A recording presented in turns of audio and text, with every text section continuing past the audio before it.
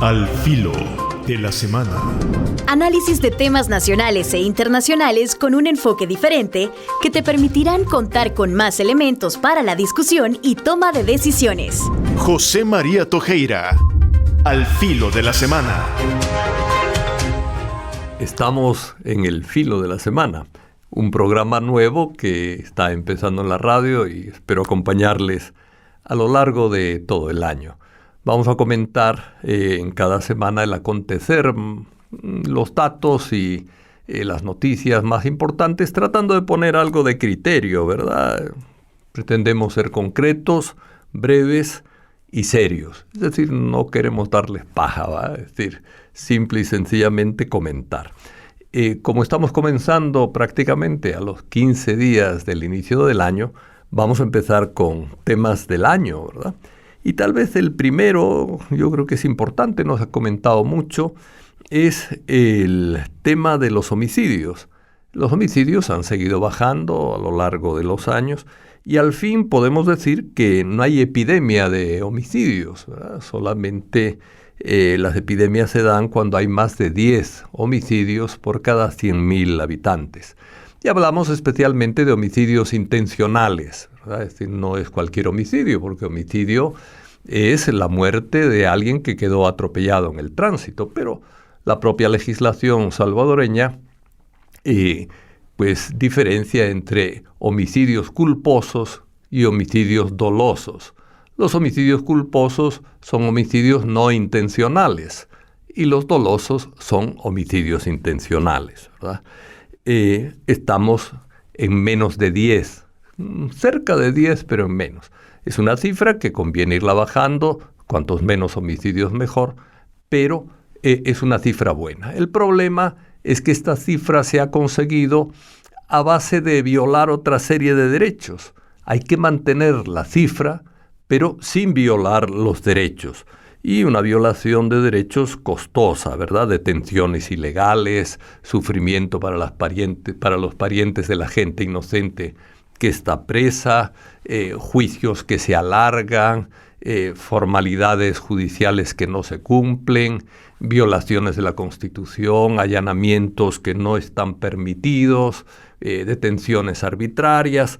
Hay una serie de problemas que deben corregirse. No se puede hacer las cosas a lo bruto y pensar que con eso ya quedamos contentos y que la brutalidad debe ser el método para reducir los homicidios. No, hay que reducir los homicidios, mantengamos la cifra, pero respetando los derechos de las personas y realmente no violando derechos básicos de muchas personas. Hay mucha gente que ha estado presa sin necesidad de estar presa y con un gran sufrimiento, tanto para ellos, algunos han muerto, y para sus familiares también, ¿verdad?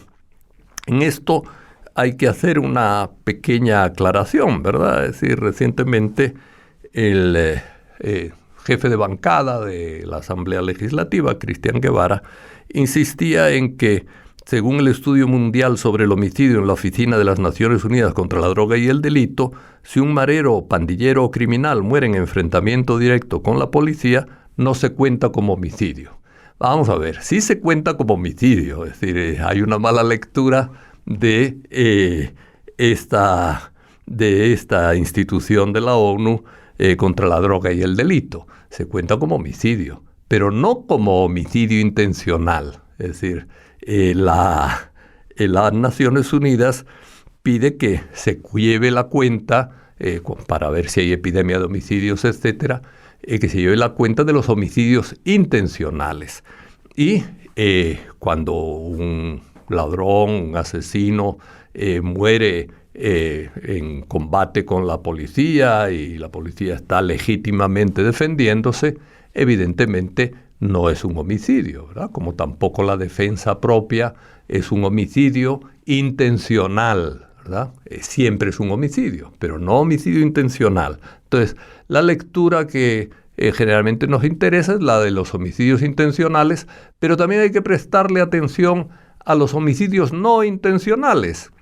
Bueno, en el caso de la policía puede haber abuso de la fuerza, puede haber sicariato, ejecuciones sumarias, y esas sí serían homicidios intencionales. Y eso las ONGs de derechos humanos tienen que supervisarlo, porque no puede ser que instituciones del Estado vayan a cometer homicidios intencionales. Y tenemos pruebas de que en ocasiones la policía ha cometido homicidios intencionales y que a veces se han tratado de disimular y han sido las ONGs de derechos humanos las que han descubierto. Son pocos, es decir, en comparación con el número total de homicidios, pero no se pueden consentir, ¿verdad? Entonces, aclarar lo que son homicidios intencionales y no intencionales. En este sentido, sí tenemos una epidemia de homicidios no intencionales, que son los homicidios que llama el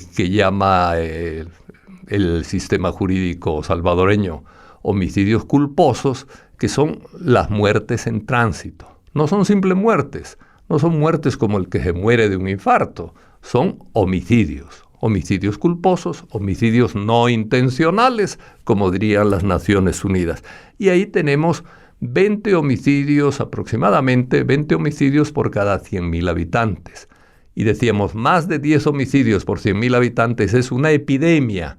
Y frente a una epidemia, el Estado tiene que poner medios para que la epidemia no se multiplique, igual que se hizo con el COVID, ¿verdad? Entonces, miren, en el tráfico hay irresponsabilidad del Estado que no cuida a las personas. La mayor parte de los muertos en tránsito son personas ancianas, es decir, adultos mayores, y peatones, y también personas de recursos limitados que andan en moto en nuestras ciudades. Evidentemente, todo lo que es la legislación de tránsito, las normas, el poner pasos de peatones, ¿verdad?, que obligar a los conductores a que respeten los pasos de peatones es una labor del Estado que se está haciendo deficientemente, puesto que hay epidemia de homicidios no intencionales. Insisto en la palabra no intencional para que nuestros políticos sepan distinguir entre homicidios intencionales y no intencionales, que a veces veo que no saben distinguir bien, ¿verdad? Aparte de esto, me he alargado en el tema de la vida porque es un tema fundamental dentro de nuestro país y de los derechos humanos. Sí vemos que hay problemas con sindicalistas y trabajadores, FOPROLID, el sindicato de la alcaldía de Soyapango, es decir, ahora los detenidos también en la comunidad Santa Marta. Ahí hay una situación que yo siento que nos da líneas para pensar que se está politizando demasiado la justicia en favor de el gobierno y de quien domina la política en este momento, a favor del más fuerte. Yo creo que es muy importante tener diálogo con los sindicalistas, diálogo con los trabajadores que reclaman sus derechos, por supuesto, y diálogo dentro del país. Yo creo que hay poco diálogo en el país y estos son elementos que nos convencen de ello. También otra noticia irregular, ¿verdad?, que hay que prestarle atención, es que los miembros del Tribunal de Ética Gubernamental se han subido el salario de un modo desproporcionado, ¿verdad? Es decir, este año debe ser un año de austeridad. El propio ministro de Hacienda ha dicho que no cree, ¿verdad?, que vayamos a tener una recesión en el país, pero que va a haber momentos difíciles. La jefa del Fondo Monetario Internacional, Kristalina Georgieva, ha advertido que este año va a ser muy duro para la economía mundial en comparación con el año 2022. Es decir, va a haber a nivel mundial dificultades económicas serias que evidentemente van a repercutir en países pequeños y en países pobres como los nuestros. Cada vez que hay dificultades mundiales, nuestros países pequeños y pobres sufren más, ¿verdad? Entonces, en un tiempo de sufrimiento económico, que se suban el salario funcionarios es realmente vergonzoso, ¿verdad? Es decir, nosotros tenemos que compartir las dificultades, no mejorar los privilegios y aumentar las dificultades solamente para las mayorías de abajo, ¿verdad? Es decir, ningún funcionario en este país debía ganar más de 10 salarios mínimos. Si hay un salario mínimo, que es una ley de la República y además una ley consensuada entre gobiernos, sindicatos y empresa, ningún funcionario público debía ganar más de 10 salarios mínimos. Eso en este momento significaría 3.600. Frente a ello, el presidente del TEC se quiere poner un salario de $6.000, no de 3.600, ¿verdad? Entonces, evidentemente, si es tribunal de ética, además, debería tener en cuenta estos valores de la ética que son fundamentales, ¿verdad? Y al mismo tiempo hay una situación importante que yo quisiera resaltar, que es que en el campo de la salud han disminuido los servicios, ¿verdad? Y han aumentado los problemas.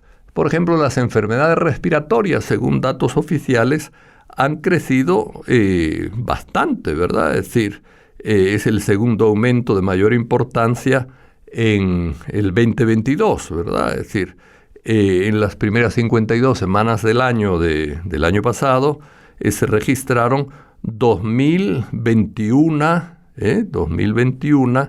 infecciones respiratorias agudas. Es decir, hemos quedado después del COVID tal vez con un cierto descuido de estas infecciones respiratorias.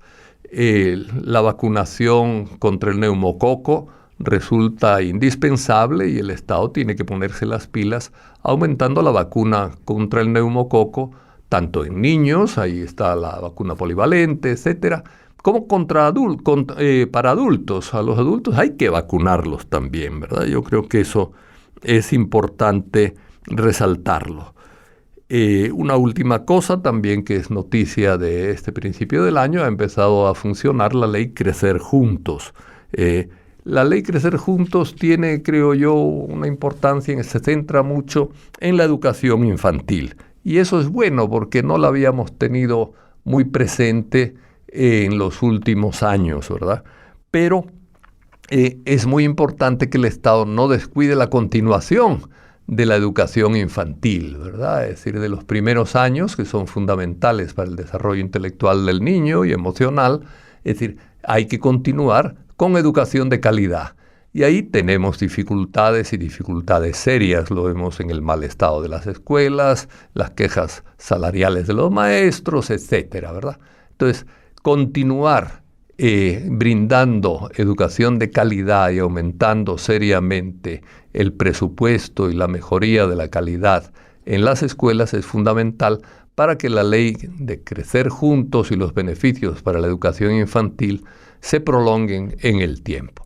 Y este es un breve resumen muy rápido y que quedan muchas cosas pendientes porque el tiempo es breve, pero seguiremos semana con semana, ya en un tiempo más limitado que en estos primeros 15 días, seguiremos hablando con ustedes y dando un poquito de criterio en lo que podamos. Pues que tengan un buen fin de semana y hasta la próxima semana.